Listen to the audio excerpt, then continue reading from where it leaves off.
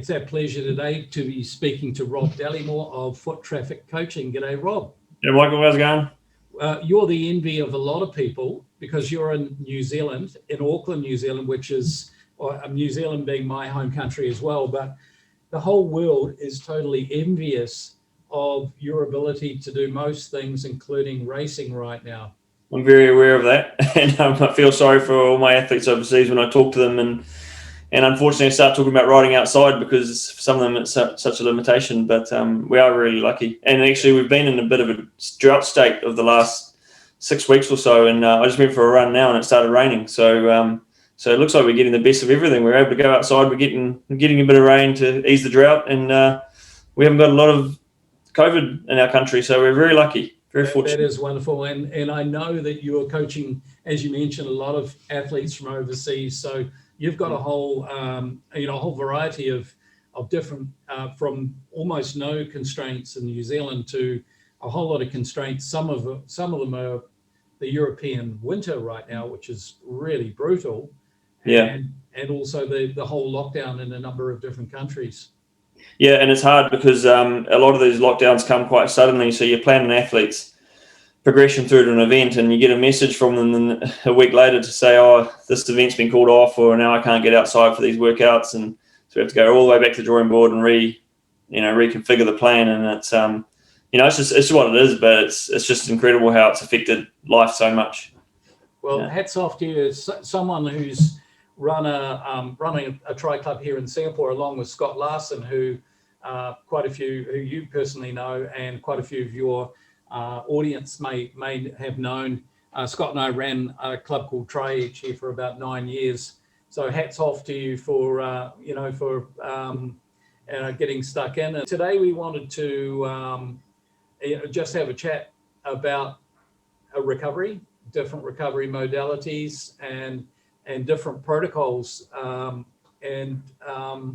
I guess I'd like to start off by introducing ourselves very briefly as a recovery modality and what is it that we do.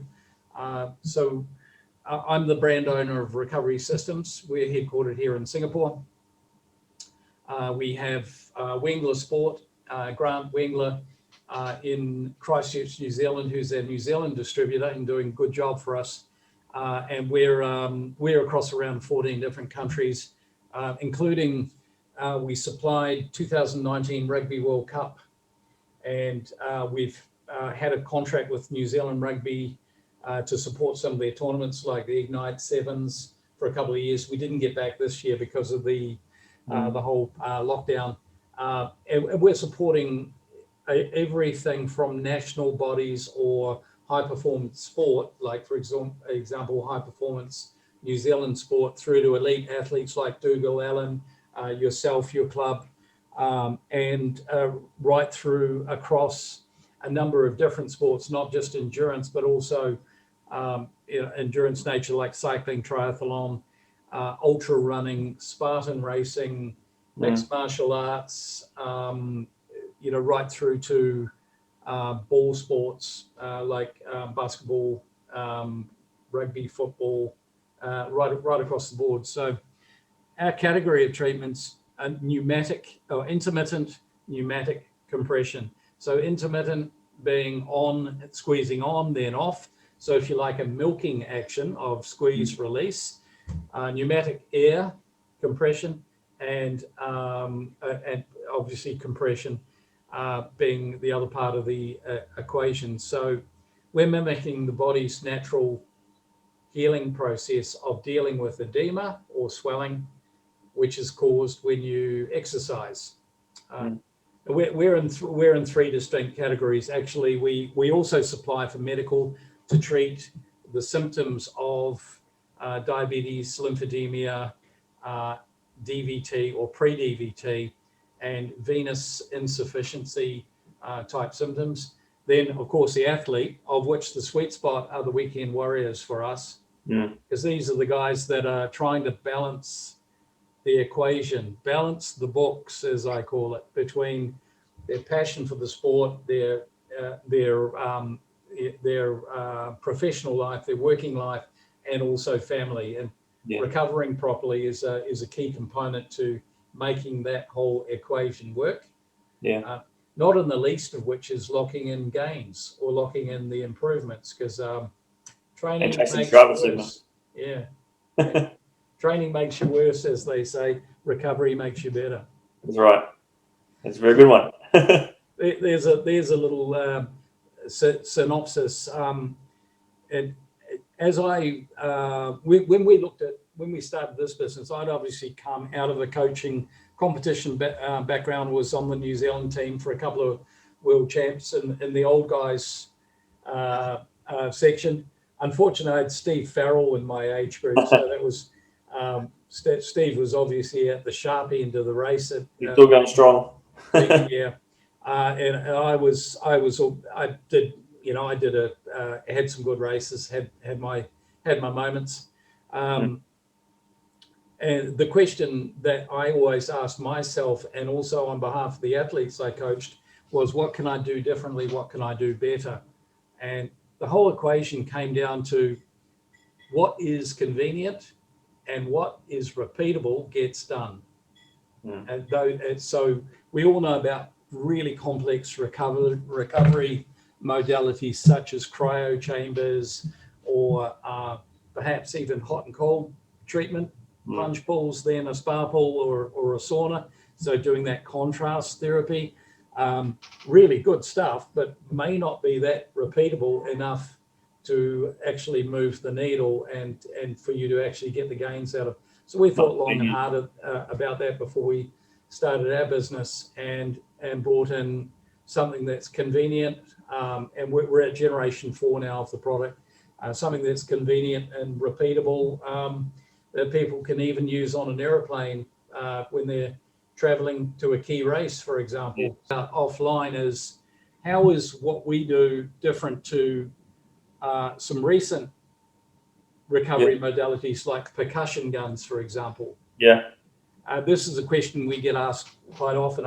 I see a percussion gun, and I have one, by the way. We got given one by Terrabody, who have the Terra gun, and they were interested in reselling our product. So we did a swap, and so I've got to experience that modality myself, and I see that as breaking down scar tissue and allowing muscles to lengthen out again. Because a lot of what we do is, even though there's variety in triathlon, a lot of what we do is repetitive. So, therefore things shorten up and you get traffic jams and roadblocks.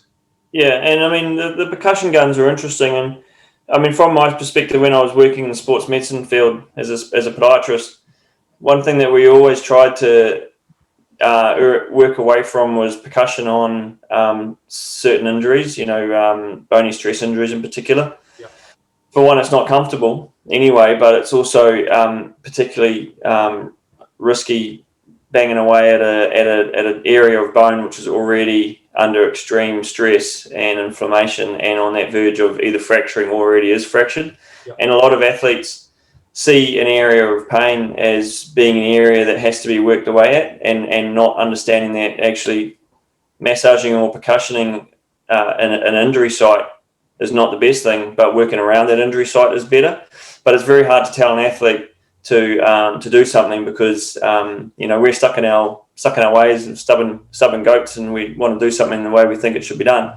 And I found the percussion gun was just a very risky thing, but in other areas it was fantastic, because for the idea of tissue recovery, and if it's a soft tissue, so if it's a tendon, it actually needs that tissue breakdown and that pounding to create that bleeding within the tissue and create the development of the enzymes to actually promote that healing. So it's really hard for an athlete to differentiate between which should I be using, and it almost got to the point where athletes were using them for the wrong purpose, and not quite understanding the tool that they've got. For sure. The thing that I find with the compression device is it kind of does that all for you. The way it works, it's intuitive enough to know that if there is an area of inflamed or a muscle that's slightly enlarged, then the compression actually works around that, and it doesn't hurt.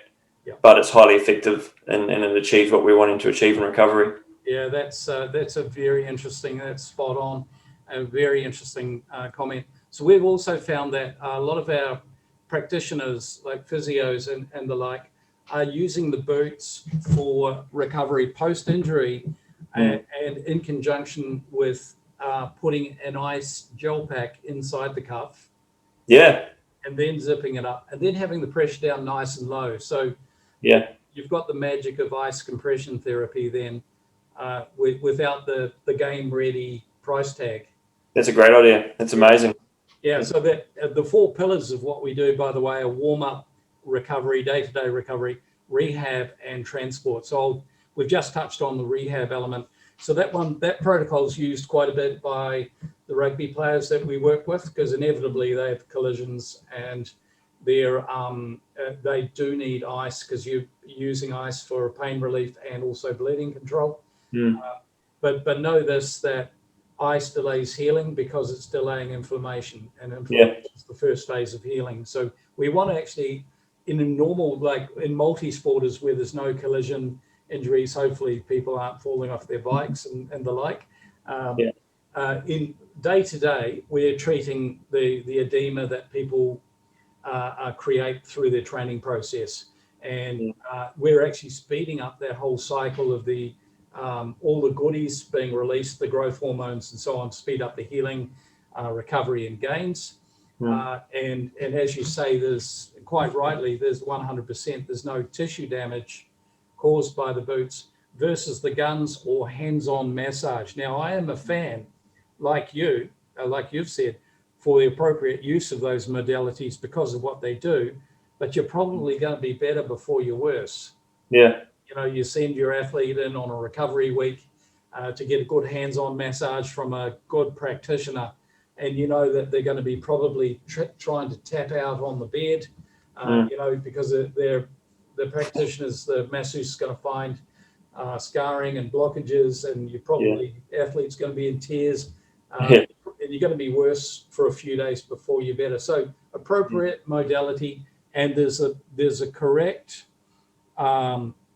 frequency of how often you'll do that versus, say, the daily or twice day use of the boots. So I'd like to maybe touch on warm up. Using the boots for warm up, and we've got some good data, and I've just given Rob a whole bunch of links for just to disseminate to all the audience on a whole bunch of these topics. But warm up 10 minutes on the boots is worth, from a muscle oxygen point of view, and we measured that using a muscle oxygen sensor. So this is a device that straps onto the quadricep, and it's measuring SMO, or muscle oxygen, not SBO. That's quite different. This is SMO, by beaming light into the adipose layer of the muscle, and it's detecting oxygenation and the levels of. So we found that doing a whole lot of case studies, that in 10 minutes, athletes, or even 8 minutes actually, but let's call it 10, that the athlete was getting the equivalent muscle oxygen boost that would normally take 30 to 40 minutes to reach. Wow, that's incredible. So, so here's the hack for that. All the athletes that I've ever known are time poor. They will reach getting up in the morning before a morning session. They don't necessarily have 30 to 40 minutes to do a proper warm up. And you as the coach want them to hit certain high notes during that session. So the boots will allow them to get warmed up in a way that's very time efficient, minus, of course, the biomechanical part. You still need to mobilize the joints, but from a vascular point of view, they're there already after 10 minutes. And that's, for me, that's coffee drinking time. Right? So that's 10 minutes prior to actually starting the exercise at a low intensity. And that will allow them to hit the high points of the session without the metabolic cost. So they've already reached, you know, rather than having 30, 40 minutes and there's of warm up, and there's a metabolic cost to doing that, and that may or may not detract from the high points that you want them to hit for the session. So that's a very efficient way of doing it. So the other use case for the boots, so that's warm up, and a very good biohack for warm up. We mentioned rehab and warm up. Day-to-day recovery. Now this could be anything from a power nap, so long ride Saturday, nutrition, home, shower, nutrition in, power nap. Boots on, power nap. Now for most people, the boots will put them to sleep. Yeah, they do that to me. Okay. Great. Here's the magic, guys. This is triggering your parasympathetic system. Exactly. Yeah.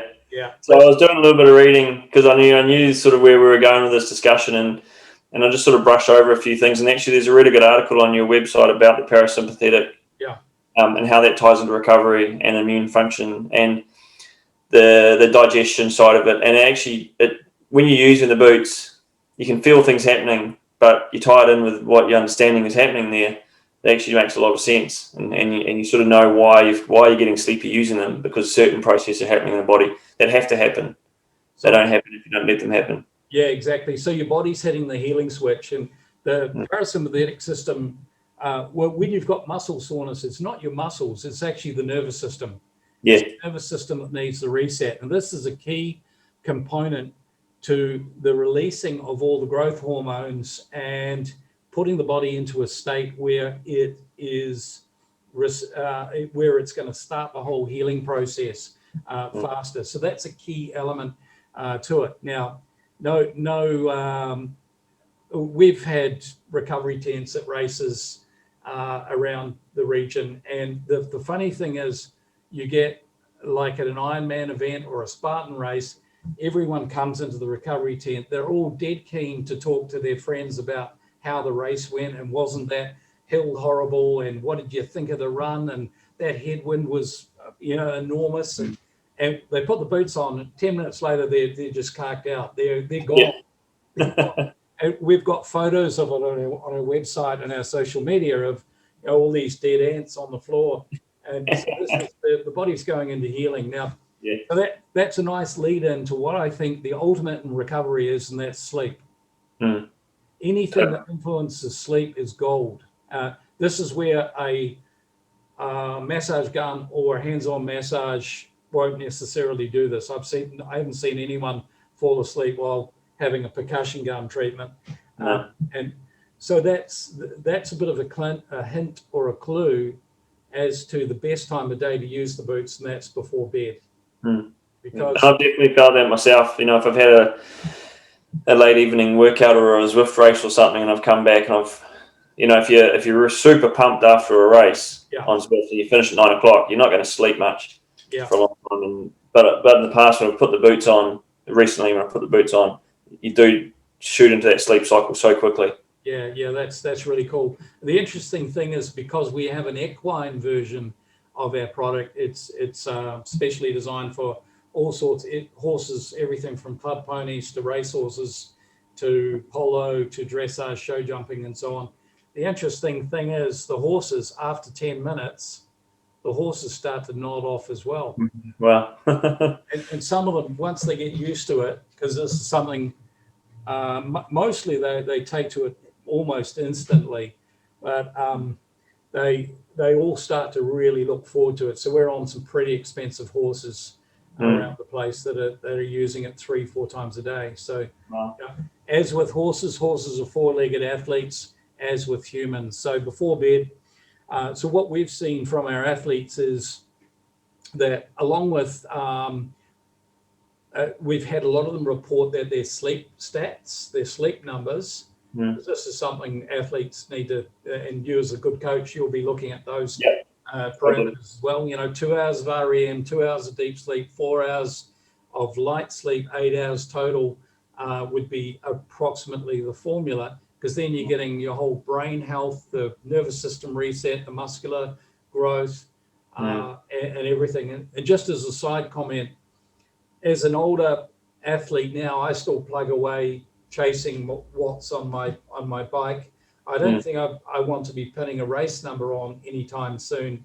Again, I've had many years of that, but I'm still actively and enthusiastically chasing marginal gains from the watts, point of view. And I will try only once a week to have a very early start, only once. And the reason for that is your natural greatest HGH levels are just before you naturally wake.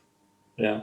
And that by having 7 days a week alarms that go off before that time can actually hinder what is a very natural process of and where that proper recovery happens. And, so I try to limit that, knowing that I have a fairly fickle balance. I'm being coached by one of our ambassadors in New Zealand, who's a velodrome and road racing coach called Hamish Ferguson.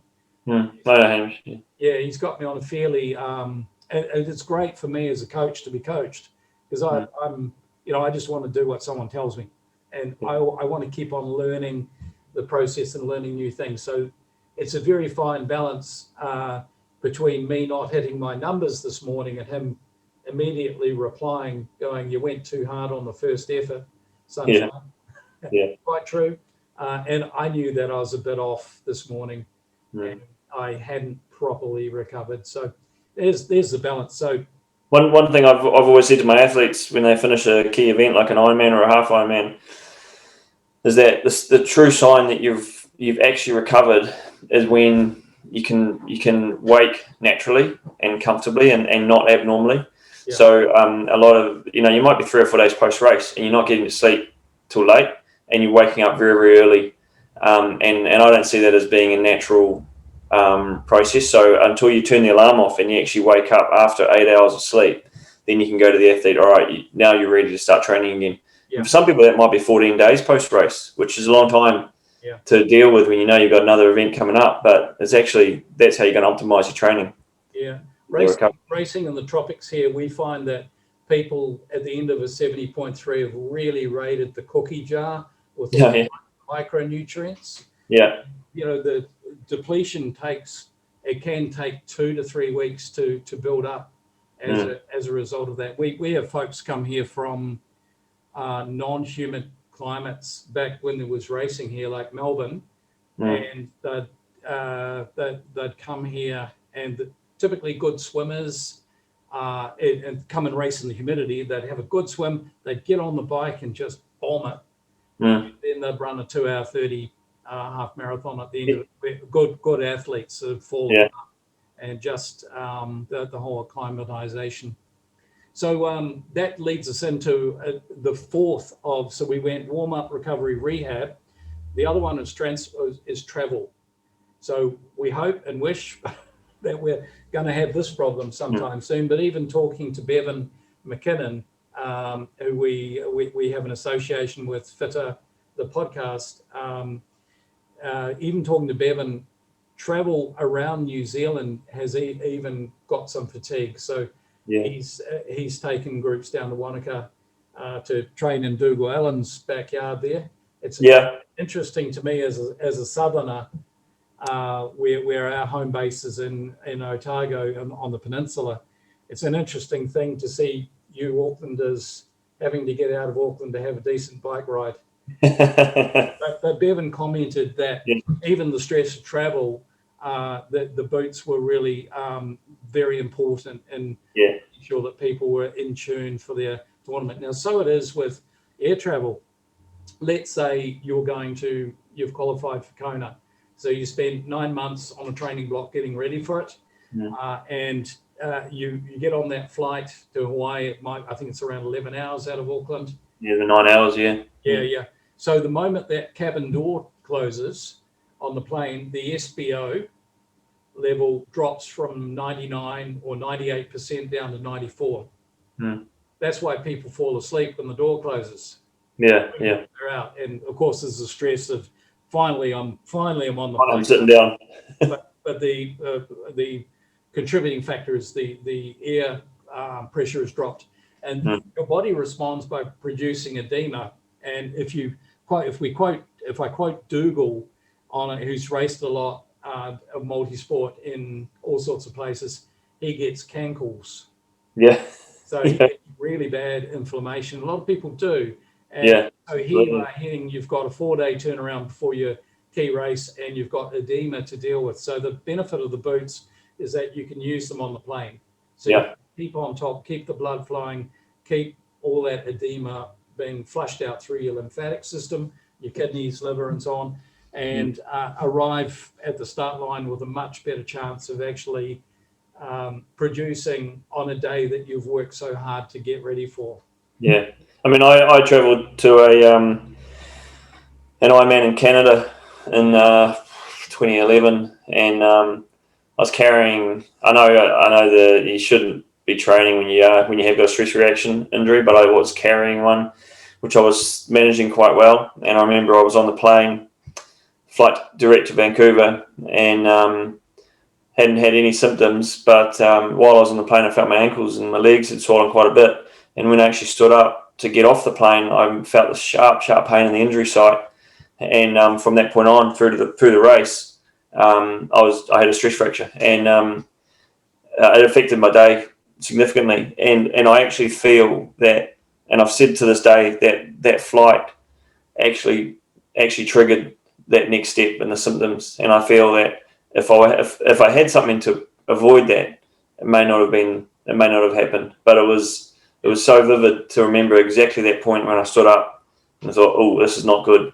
Yeah. And I wasn't wearing compression at all, anything. If I'd had pneumatic compression boots with me, I would have been in a great place. Yeah, for sure. So just a difference between a compression sock or a compression sleeve and the compression boots. The compression socks are static in nature. They're not squeezing and releasing. They're not doing the pumping action. They actually rely on you moving in order to create the pumping action. So there is some goodness there. However, they're only a small amount, like 20 mmHg of pressure. Yeah.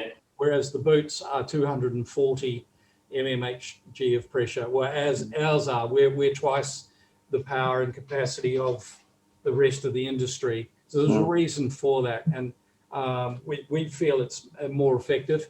And talking with people like Lima Sapawanga, for example, the Wasps fullback, former Highlander and All Black, Lima had been using another product and got on ours for a try and said, wow, this is really effective. I said, well, why do you think it's effective? He said, the pressure's much higher. And I said, yeah, it's 3 times what you've been using. So there is an appropriate level. Now, as you and I know, most athletes will get on the boots and put it on maximum because maximum is better, right? Oh, absolutely. That's what I did. But what I would say to that is there is an appropriate level, just like an appropriate stimulus for training. Yeah. And, there's reaching and there's overreaching. Overreaching is going to have a detrimental effect. The same with the boots. However, fair to say, with the boots that you've got, the battery version, which is our Black Max Pro, personally, I sit on 8, which is at 50%. If I put it on 9 or 10, it's uncomfortable. Yeah. So I experimented a fair bit with that actually, and actually back to your point about compression socks. I've never enjoyed wearing compression socks because I don't like my feet being squashed and compressed. Yeah. I felt that if my feet went numb, then that just ruined the whole experience, and I just wasn't feeling I was getting any benefit from it. So that's why I stopped using compression socks. I wasn't using anything until I came across your product, and now it's been, I needed this a long, long time ago. So, with regards to the pressure and the level, I experimented a fair bit with that, and I found that because I've got I'm pretty happy sitting at about 9, but because I've got particularly small calf muscles, but I might have slightly larger quads than proportion to my calf muscle size. If I wanted a specific calf muscle compression, I have to actually switch the quads off, and I can go up to about 15 on my calves. Okay. But if I was about 15 on my quads, there'd be no way I'd be sitting down. I wouldn't be very happy. So the great thing about your product is I can actually shut those chambers off. Yes. And I can do a general leg, and then I can go on and do a calf muscle specific one. And we call this zone control, and it's a very. I'm so glad you're so scientific. You obviously I think you went to Otago, did you? No. I studied sports podiatry in Wellington in Upper Hutt. All right. I was going to claim you as being a southerner there for a No, you can't do that. so that's a very good observation. So the other comment I have is that our air cells are overlapping. So we call this opti-flow. So in other words, instead of one air cell being butted up side by side, they actually overlap a little bit. And the benefit of that is it gives a smooth transition from one cell to the other without any risk of blood pooling. Yeah. And which is can be an important aspect. Now we've got a very nice video of you and somebody else sharing the boots. Tell us about that experience. Oh, now when was that? Was that one with Scotty? Yeah, Scotty did it. Yep. Yeah. So that was quite funny because I was just having to be talking to him about that, and he was like, "Oh, that sounds great. Let's film that." So what that's about, and I'll illustrate that point with the video, is that we have two people sharing the one machine, and this, to the best of our knowledge, is a world first. And the reason why we did it. Oh no! I know what you're talking about. No, that was two of my athletes. Yes. Oh, okay. Yes, they have the double. Yeah, I know what you're talking about now. Yep. So that was the duo system, and that's right. What we were shooting for there is it's a really stupid business idea because we sell less, units. But I'm a coach, you're a coach. It's about bums on seats, and we knew that our audience, our clientele, were clubs, families, and teams. Yeah. So we have a lot of our athletes, they're triathletes, they're Spartan racers, and so on, husband, wife, or multiple athletes in a family who really benefited from this. And so they actually couched a term that we now use to call this category the new date night. Oh, yeah. So you'll see some of our social media. Right. That came from our community.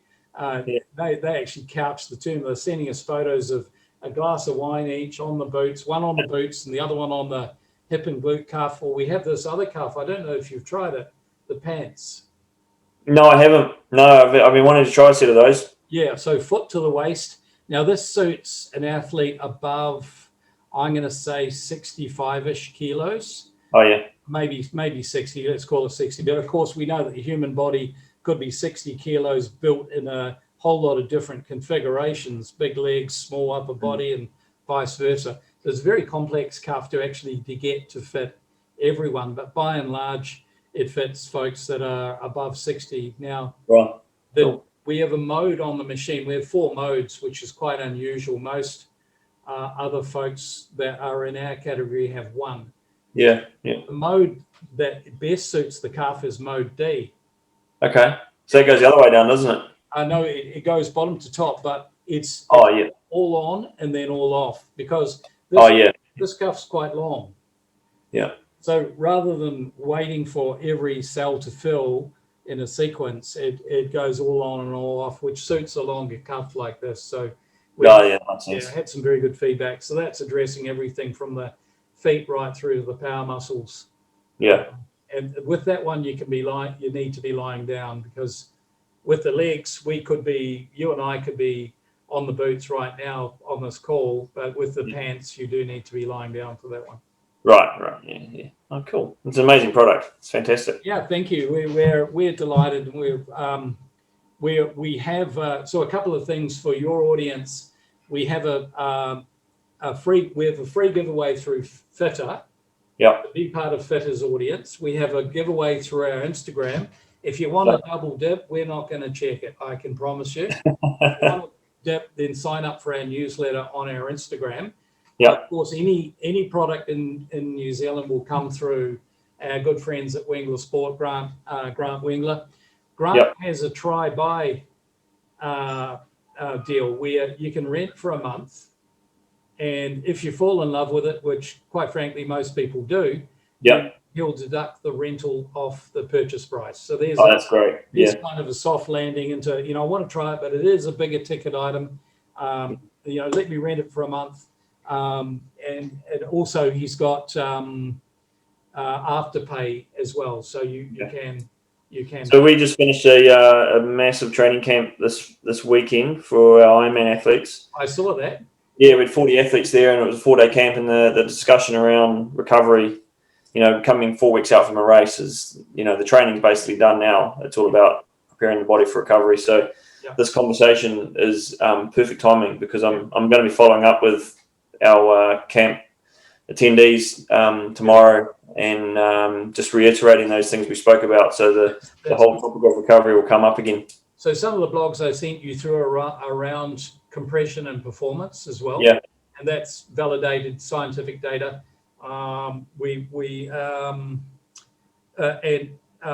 Six recovery tips, including anyone that wants to can reach out to me on our Instagram, which is Recovery Systems. I personally answer all the, as you experienced. Yeah, very good. Personally answer, I try to do it. I try to do it within a day or within a few hours. And we love to hear. I love seeing your pictures. You know, we've featured you in our stories. Yeah. When at Tauranga at the race, everyone around here that saw that was so envious. All my multi-sporters in this part of the world were so envious. But it's great to see, and it's just wonderful. And so there's some ways of reaching out, and also being in the draw for some giveaways. We do have a new product coming out in the near future, within probably around about a month, which is a slightly scaled down version of the Pro. Okay. So the Pro is our flagship. You can do a lot of things with it, bolting, two people on one machine. It has pants. We've got a slightly scaled down version. And for those of you who ride bikes, I would call this one a very good aluminium frame with Ultegra components versus the Pro being the carbon frame with the SRAM access. So nothing wrong with an aluminium frame. Well. Half my bikes are aluminium, and Ultegra is pretty darn good. So it's to do the job. It's just it's spec'd accordingly to allow us to price point below, knowing that not everyone could perhaps reach the Pro. So we'll have something coming up on that. So What's that model going to be called? Quattro. Quattro. Cool. So it's four ESLs versus 6 on the Pro. It still has 4 recovery modes. It's the same pressure.